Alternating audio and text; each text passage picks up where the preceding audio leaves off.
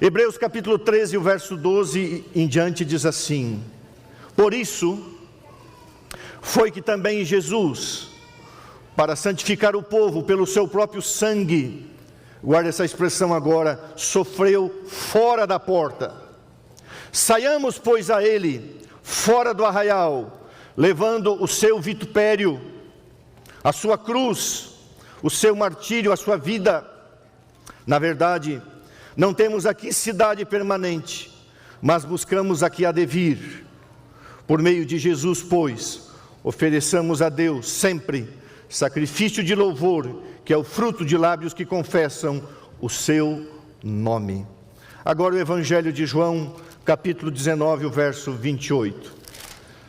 Evangelho de João. Algumas pessoas às vezes perguntam: pastor, por que o senhor fala São João, São Lucas, São Marcos, São Mateus? É apenas uma forma, não é que você está santificando no sentido de canonizar uma pessoa, mas São significa santo, e santo significa separado para uso sagrado, e eram pessoas santas. Então o Evangelho de João, muitas vezes eu falo São, né, que é um santo, no sentido de separado para uso sagrado, não um santo imaculado, como é feito por aí, muitas falado e realizado cerimônias por aí. Evangelho de São João, capítulo 19, o verso 28, apenas uma parte, apenas 3 versículos. Depois, vendo Jesus que tudo já estava consumado, para se cumprir a Escritura, disse: tenho sede. Estava ali um vaso cheio de vinagre. Embeberam de vinagre uma esponja e, fixando-a num caniço de sopo, lhe achegaram à boca. Quando, pois, Jesus tomou o vinagre, disse: está pago, completamente pago, tetelestai, está consumado. E, inclinando a cabeça, rendeu o espírito, entregou a sua vida. Queridos irmãos, a palavra Calvário foi traduzida da Vulgata Latina, que é a tradução do grego para o latim, que era muito usado no Império Romano, a língua oficial, o latim e também o grego koiné, o grego popular. Mas essa palavra vem primariamente do aramaico Golgotê e foi vertida para o hebraico Gólgota, e significa caveira ou um crânio. No ano de 2008, quando fui a Jerusalém, atrás do Jardim de Gordon, onde é um dos lugares que falam que Jesus foi sepultado, ali havia realmente uma rocha em forma de uma caveira. E muitos falavam, inclusive guias: olha, aqui foi o lugar da crucifixão. Acontece que alguns anos depois eu voltei lá e já não existia mais aquela caveira, porque as coisas mudaram. Isso já não existe mais, mas havia uma montanha com o aspecto de uma caveira, de um crânio, e ali eram sepultados criminosos, mostrando que o lugar do criminoso era o lugar da morte, o símbolo da morte. A Bíblia diz em Hebreus 13:12 que Jesus padeceu fora da porta. O que significa isso? Pela transgressão da lei de Deus, Adão e Eva foram banidos do Éden, colocados para fora do Éden. Para se identificar com o homem pecador, Jesus deveria ser crucificado fora dos muros de Jerusalém, fora da porta. É isso que Paulo quis dizer. E Cristo, nosso substituto, devia sofrer fora dos limites da cidade santa. Ele morreu fora da porta, onde foram executados malfeitores, homicidas, assassinos, ladrões, bandidos, malditos. Plenas de sentido são as palavras do apóstolo Paulo em Gálatas 3, verso 13. Cristo nos resgatou da maldição da lei, ou seja, da condenação da lei, fazendo-se condenado, fazendo-se maldito por amor de nós. Eu agora preciso, querido irmão, querido amigo que nos assiste, da sua paciência. Eu nunca, em 30 anos, chorei ao fazer um sermão. Eu nunca chorei. Mas essa semana, 3 vezes, eu não contive as lágrimas ao pensar no homem do Calvário. Então, se eu me emocionar, é porque é difícil.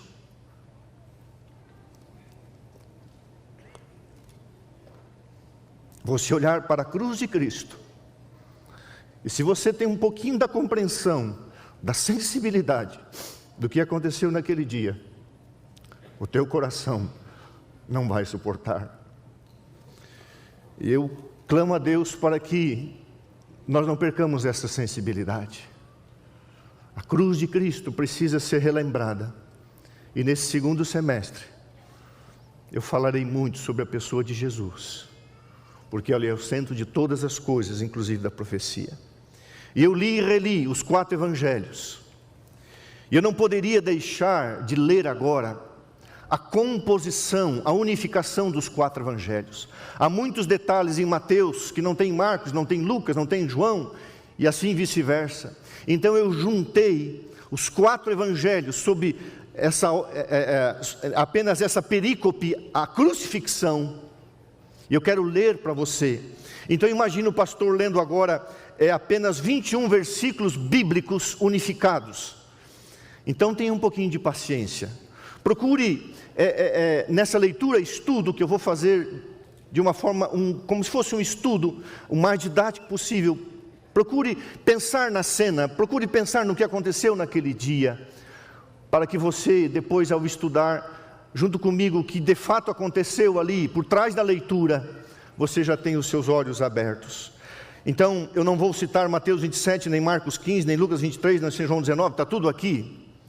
Então eu fiz o meu evangelho aqui, pegando os 4 evangelhos. Então no verso 1, juntando todas as partes dos 4 evangelhos, diz assim: tomaram, pois, a Jesus, e ele próprio, carregando a sua cruz, saiu para o lugar chamado Calvário, Gólgota em hebraico.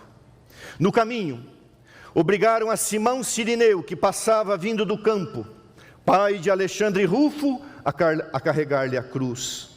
Quando chegaram ao lugar chamado Calvário, ali o crucificaram, bem como 2 malfeitores, um à sua direita e outro à sua esquerda, e Jesus no meio. Aqui já vai uma aplicação. Jesus seria colocado profeticamente no meio de 2 ladrões, 2 malfeitores. Por quê? Porque ele nasceu no meio de pecadores. Ele se fez substituto dos pecadores, ele cresceu no meio dos pecadores, ele pregou aos pecadores, ele era amigo dos pecadores, ele transformou pecadores, ele curou pecadores, ele morreu no meio dos pecadores, ele ressuscitou por causa dos pecadores, ele está no céu para interceder pelos pecadores, e ele virá buscar pecadores transformados pelo seu sangue. Ele está no meio de nós, ainda seres caídos. Jesus, porém, dizia: Pai, perdoa-lhes, porque não sabem o que fazem. Depois de o crucificarem, lançaram sorte sobre quem ficaria com o manto de Jesus. A túnica era sem costura, toda tecida de alto a baixo. Disseram, pois, uns aos outros: não a rasguemos, vale muito dinheiro, mas lancemos sortes para ver a quem caberá ficar com ela. Para se cumprir a escritura que está no Salmo 22, 18: repartiram entre si as minhas vestes, e sobre a minha túnica lançaram sortes. Querido irmão, querido amigo, não há um acontecimento na vida de Jesus que não tenha sido profetizado. E os maiores pormenores da crucifixão, os detalhes como esse, estão registrados na Bíblia hebraica, o Antigo Testamento. Inclusive esse, Salmo 22, verso 18. Verso 6: ofereceram-lhe a beber vinho com fel, uma porção amarga, e um grão de incenso, mirra, mas ele não quis ser entorpecido. Pilatos mandou escrever um título que colocou em cima da cabeça de Jesus, no cimo da cruz, e o que estava escrito era: eu sou Jesus de Nazaré, o rei dos judeus. Irmãos, isso me toca. Eu sou Jesus de Nazaré, o rei dos judeus. Esta frase não foi colocada lá por Pilatos. Pilatos foi um instrumento do Espírito Santo de Deus, porque quando as pessoas passavam ali, e todos de alguma forma liam as 3 línguas que estavam abaixo dessa frase, o hebraico, o latim e o grego. A atenção foi chamada como nunca, e como nunca o povo daquela época conheceu, estudou, se aprofundou. Muitos se arrependeram, inclusive os que o mandaram crucificar, sacerdotes, por causa desta frase, o Nazareno, o prometido. Eu sou Jesus de Nazaré, eu sou Jesus Nazareno, rei dos judeus.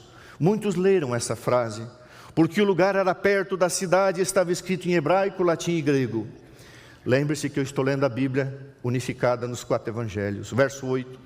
O povo que estava ali e a tudo observava, e os que iam passando blasfemavam dele, e as autoridades zombavam dele, e todos meneavam a cabeça, dizendo: salvou os outros? Salva-se a si mesmo. Alguém já meneou a cabeça para você? Quando você fez uma bobagem no trânsito? Ou alguém já no trânsito fez alguma coisa errada e você fez assim? Sinal de você está errado.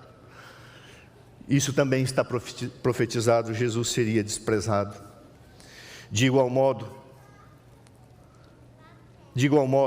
os principais sacerdotes e os escribas e os anciãos, juntamente com os soldados que o crucificaram, blasfemavam dele, dizendo: verso 10, tu que dizias, eu destruirei o santuário e em 3 dias o reedificarei, salva-te a ti mesmo, desce da cruz e creremos em ti.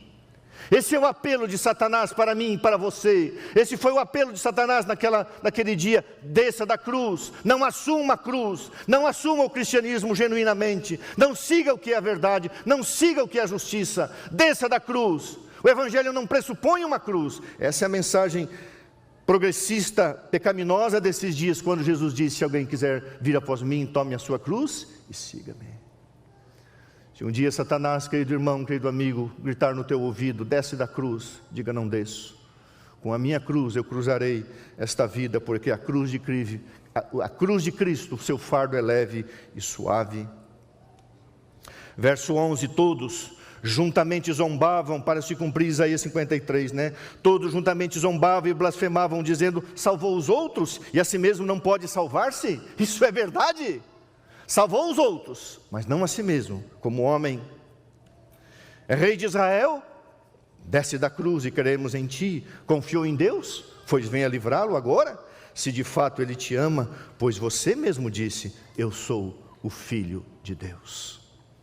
Verso 12, os principais sacerdotes disseram a Pilatos: não escreva rei dos judeus, e sim o que ele disse: eu sou o rei dos judeus. Pilato, irritado com a sua fraqueza, disse: o que escrevi, escrevi. E ao pé da cruz estavam algumas mulheres. Maria, a mãe de Jesus, e a irmã dela, a tia. Maria, mulher de Cleopas, e Maria Madalena. Maria, mãe de Tiago, menor, e de José, e também Salomé. Quem eram essas mulheres? E além dessas, muitas outras mulheres que acompanhavam e serviam Jesus ao norte, na Galileia, e que agora haviam subido com ele para Jerusalém para o servirem. O maior título que uma mulher pode ter é ser uma serva de Jesus Cristo, uma discípula de Jesus Cristo. E essas mulheres que o haviam servido na Judeia, na Galileia, vieram para servi-lo ali na Judeia, vendo Jesus, sua mãe, e junto a ela o discípulo amado disse: mulher, uma expressão que nós podemos dizer: mãe, eis aí o teu filho. E disse a João: João, eis aí a tua mãe. E dessa hora em diante o discípulo amado a tomou para casa e cuidou dela. Desde o meio-dia, a hora sexta, até as 3 horas da tarde, houve trevas sobre toda a terra. Sobre toda a terra, diz o texto bíblico. Aqueles que ouviram isso disseram, aliás, a hora nona, clamou Jesus em alta voz: Eli, Eli, lama sabachthani, que quer dizer: Deus meu, por que me desamparaste? Aqueles que ouviram isto disseram: ele chama por Elias, vejamos se Elias vem tirá-lo da cruz. Verso 18, um deles correu e, tendo embebido uma esponja de vinagre, colocou na ponta de uma vara, deu de beber. E a Bíblia diz: e Jesus tomou o vinagre. O vinagre não entorpeceria os seus sentidos. E eis que o véu do santuário se rasgou de alto a baixo. Tremeu a terra, fenderam-se as rochas, e muitos corpos dos santos que dormiam saíram junto com Jesus na sua ressurreição e apareceram a muitos, entraram na cidade santa e pregaram as boas novas da ressurreição. O centurião, cujo nome bem tradicional é Petrônio ou Longinos, e os que estavam guardando Jesus com ele, vendo o terremoto e tudo o que se passara, ficaram possuídos de grande temor e disseram: verdadeiramente, ele era o Filho de Deus. O centurião, que estava em frente dele, vendo que Jesus morreu, disse: verdadeiramente, este homem era o Filho de Deus. Queridos irmãos, agora nós vamos entender algumas coisas, algumas aplicações. A primeira aplicação: está pago, está consumado. Essa expressão tetelestai, está pago, e está pago e comprovado, de que Deus é amor e sua lei é justa, e pode ser obedecida em Cristo e por meio de Cristo. Está totalmente pago o preço do pecado, está totalmente paga a dívida, está liquidado. E agora nós vamos ver, irmãos, 3 acusações. Eu vou fazer um resumo, depois nós vamos estudá-la um pouquinho cada uma. Satanás fez 3 acusações, e aí nasceu a grande controvérsia. E quando Jesus usa a expressão está pago, tetelestai, está quitado, está liquidado, acabou, Jesus estava provando que as 3 acusações de Satanás eram inválidas.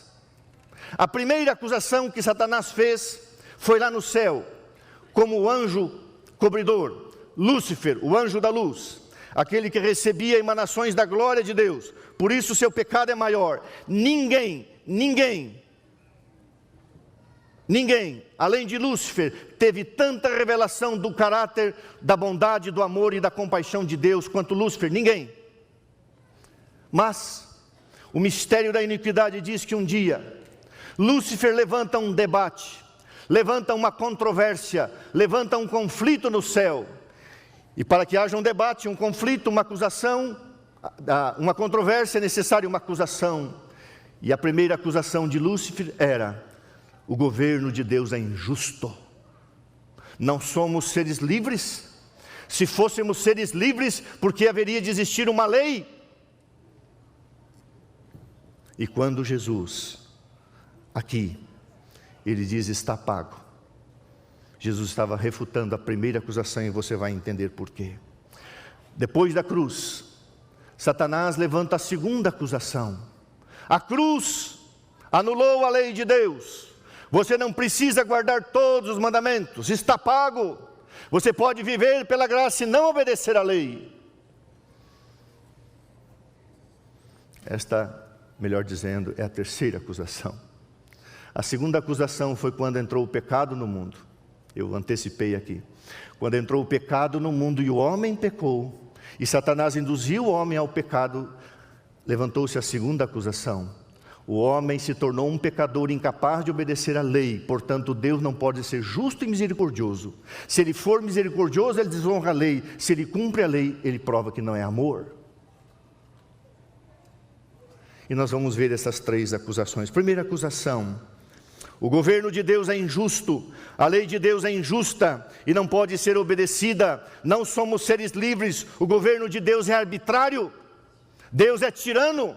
Imagine, irmãos queridos, o anjo, assistente de Deus, o secretário de Deus, que conhecia o caráter de Deus, por algum mistério nasceu a inveja no seu coração, o desejo de assumir o lugar, o trono de Deus, e então ele diz: o governo de Deus não presta, eu sou candidato a este novo governo, suas leis são injustas. A segunda acusação: após a entrada do pecado no planeta Terra, o homem não pode obedecer à lei de Deus, é impossível. Isso é verdade? Então ele deve morrer, e Deus não pode perdoar o pecador. Deus tem que puni-lo, Deus tem que matá-lo, Deus tem que destruí-lo. Deus não pode ser justo com sua lei e misericordioso ao mesmo tempo. Mas, irmãos, aí vem a boa nova. Satanás induziu o homem ao pecado, e o plano da redenção entrou em vigor. Ele não sabia. O que Lúcifer não sabia, ele imaginava que sabia todas as coisas, que sabia mais do que o próprio Deus, mas ele não sabia, e os anjos não sabiam, que havia um plano estabelecido lá na eternidade passada, entre Deus o Pai e Deus um Filho, de se algum planeta, se algum ser criado caísse, haveria um resgate, haveria uma oportunidade. E assim que o pecado entrou, Deus entrou com o plano de redenção, mostrando a sua graça e a sua misericórdia. E agora Satanás passa a fazer a segunda acusação: como podes tu ser justo e misericordioso com o pecador, se não foste comigo? O Senhor é injusto. Eles estão carregados de culpa, de pecados, de manchas, de violência, de impureza, de imoralidades. E aí Satanás acusou. O que Deus fez, irmãos? Durante 4.000 anos, Deus permitiu Satanás desenvolver o seu governo acusatório. Deus permitiu que o mal se desenvolvesse. Por quê? Se você estudar um texto da Bíblia, diz assim: os anjos desejam entender o plano da redenção. E como Lúcifer era um anjo de luz e um poderoso anjo, durante esse período antes da cruz, seres celestiais vinham ao encontro de Lúcifer e conversavam com ele, o anjo caído. E havia uma certa simpatia e dúvida em relação ao governo de Deus ou ao governo que Lúcifer queria estabelecer. Porque ele diz assim: o ser humano pecou, e Deus está oferecendo graça, está fazendo sacrifícios, montou um santuário no deserto, agora um santuário fixo com Salomão. Olha o que Deus está fazendo. Deus está errado. Então, depois de 4.000 anos nasce um homem, e a Bíblia diz: e ele será chamado Jesus, porque ele salvará o seu povo dos pecados dele. Eu imagino Jesus dizendo para Satanás: com essa você não contava, né? Nasce Jesus para ser o salvador dos pecados, para ser salvador dos pecadores e livrar o homem dos seus pecados. Jesus Cristo, o Messias da profecia bíblica, cumpre perfeitamente o papel de substituição, substituto do pecador, e como ser humano desenvolve uma infância perfeita, uma imaculada juventude, um ministério irrepreensível, e depõe sobre o madeiro a vida em lugar do pecador. Irmãos, e quando Jesus foi levado para o Calvário, os seres celestiais, os anjos não caídos, observaram a cena e viram a maldade, a crueldade, a tirania de Satanás, usando aqueles instrumentos, Anás, Caifás, Pilatos, Herodes. E quando o mundo celestial, quando os seres não caídos viram a maldade do demônio, então foi cortado todo laço de simpatia e toda comunicação, e Satanás ficou restrito a este mundo, sabendo que o seu governo estava derrotado. Irmãos queridos, a acusação de que Deus não pode ser justo e oferecer graça e misericórdia ao mesmo tempo foi desfeita pela vida de Jesus e sua morte substitutiva. Jesus Cristo, o Messias prometido. A Bíblia diz no Salmo 85, verso 10, na cruz encontraram-se a graça e a verdade, a justiça, a lei de Deus e a paz se beijaram. Para os anjos e os mundos não caídos, o brado está consumado teve profunda significação. Fora em seu benefício, bem como o nosso, que se operar a grande obra da redenção. Juntamente conosco partilham eles dos frutos da vitória de Cristo Jesus. Irmãos, há uma coisa que eu gostaria que você entendesse. Eu vou ser um pouquinho professor agora. Deus tinha um propósito com o plano da redenção. Deus queria colocar todo o universo na base de uma segurança legal e eterna. O próprio Cristo compreendeu plenamente os resultados do seu sacrifício feito no Calvário, e a tudo isso ele olhava quando bradou na cruz: está consumado. não foi apenas em favor do ser humano caído. Deus tem um governo universal, e para estabelecer este governo, Deus permitiria que outro governo desenvolvesse aquilo que prometera, para que o ser humano não se sentisse obrigado a seguir a Deus por constrangimento, por pressão, mas de uma forma livre, e entendesse que a sua lei é uma lei da liberdade, que a lei de Deus é santa, justa e boa. E quando Jesus disse, está pago, está consumado, está comprovado, Deus é capaz de unir a sua justiça, a sua lei, a sua retidão, que é o seu caráter, com a sua misericórdia. A lei de Deus é uma lei de amor, assim como Deus é amor. Hoje a ciência está clamando para que as famílias tenham um dia para descanso. Isso Deus criou lá no Éden, faz parte da lei de Deus. Então, irmãos, ali na cruz todo o universo entendeu que o governo de Deus era um governo sério, santo e sobretudo bondoso. E agora, depois do desenvolvimento do mal, até a cruz foi demonstrado quem é Deus e quem é Satanás. Então, houve o rompimento do contato de Satanás com os seres não caídos e a completa ruptura de simpatia com esse anjo caído. Primeira acusação, o governo de Deus é injusto.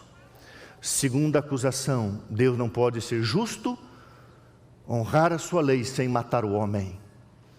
E então Jesus entra em cena e diz, o homem será morto, mas esse homem serei eu. E ele morreu por você e por mim. Sabe qual era o lugar que pertencia a Adão e Eva? O lugar dos mortos. Esse é o lugar destinado a todo pecador, porque todos pecamos. E a Bíblia diz, todos morreremos. E o lugar do ser humano é a sepultura, o inferno, que significa sepultura, o lugar dos mortos. Para dar a você o que é dele, o céu. O céu não pertence a você, nem essa terra. O céu pertence a Deus. E quando Satanás acusou a Deus, dizendo, um homem tem que morrer, Jesus disse, você está certo, e este homem serei eu. E por isso, ele não esperava. E todo o universo pôde contemplar a imutável lei de Deus e o seu caráter. Hoje, irmãos, hoje há uma acusação, a terceira acusação. A lei de Deus foi abolida com a morte de Jesus na cruz. A graça pagou todos os pecados. Agora veja bem, não sei se você vai entender. A cruz de Cristo foi o meio em que Deus usou para pagar a nossa dívida por causa da lei de Deus. E agora Satanás diz que a cruz de Cristo anula a lei de Deus. Você não precisa mais guardar os 10 mandamentos. Mas Tiago 2,10 diz, aquele que guarda toda a lei tropeça num só ponto, se torna culpado de todos. E Satanás inventou essa bobagem, a graça substitui a lei, quando na verdade a lei exigiu a morte do pecador. Irmãos queridos, destrua o monte Sinai, onde foi dada a lei, e você não terá pecado. Sem lei não há pecado, sem pecado não há necessidade de salvação. Porque Jesus morreu, porque a lei de Deus exigia a morte do pecador, e ele morreu em nosso lugar. E ao morrer no nosso lugar, na cruz do Calvário, Satanás usa o mesmo instrumento para dizer, a lei foi abolida, porque Jesus morreu. Esse é o terceiro engano, essa é a terceira acusação de Satanás hoje. A lei de Deus foi abolida com a morte de Jesus na cruz, a graça pagou todos os pecados, e muitos teólogos dizem assim, está consumado, está pago, não estamos mais debaixo da lei. Irmão, nós não estamos debaixo da lei para a salvação, a lei não nos salva. Nós somos salvos pela graça, unicamente pela graça de Jesus.